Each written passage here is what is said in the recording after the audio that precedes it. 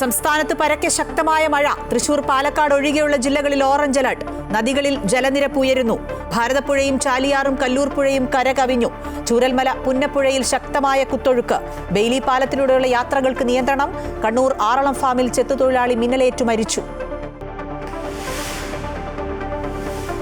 നിലമ്പൂർ തോൽവിയിൽ പാർട്ടിയുടെ വീഴ്ച വിലയിരുത്തി CPM. പാർട്ടി കേന്ദ്രങ്ങളിൽ ശക്തമായ വോട്ട് ചോർച്ച ഉണ്ടായി.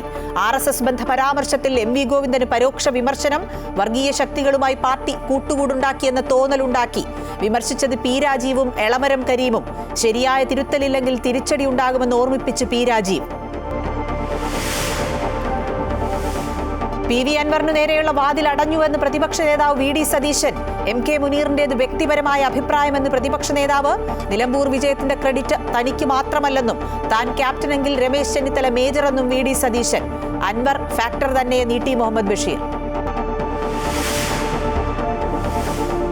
ഭാരതാംബ വിവാദത്തിൽ സർക്കാർ ഗവർണർ പോര് രൂക്ഷം.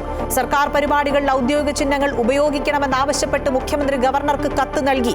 നിലപാടിൽ ഉറച്ച് ഗവർണർ ആർലേക്കർ. ഗവർണർ പക്വത കാണിക്കണമെന്ന് രമേശ് ചെന്നിത്തല. വിവാദത്തിനിടെ ഗവർണറും മന്ത്രി P പ്രസാദും കേരള കാർഷിക സർവകലാശാലയുടെ വേദി ഒരുമിച്ച് പങ്കിടും. വയനാട് ചൂരൽമലയിൽ കഴിഞ്ഞ ദിവസം പ്രതിഷേധിച്ച 6 പേർക്കെതിരെ കേസെടുത്ത് പോലീസ്. നടപടി കൃത്യനിർവഹണം തടസ്സപ്പെടുത്തി കയ്യേറ്റം ചെയ്തുവെന്ന വെള്ളാർമല വില്ലേജ് ഓഫീസറുടെ പരാതിയിൽ നടപടി യുദ്ധപ്രഖ്യാപനമെന്ന് T സിദ്ദിഖ് MLA. ഷാൻഹായ് സഹകരണ സംയുക്ത പ്രസ്താവനയിൽ ഇന്ത്യ ഒപ്പുവെക്കില്ല.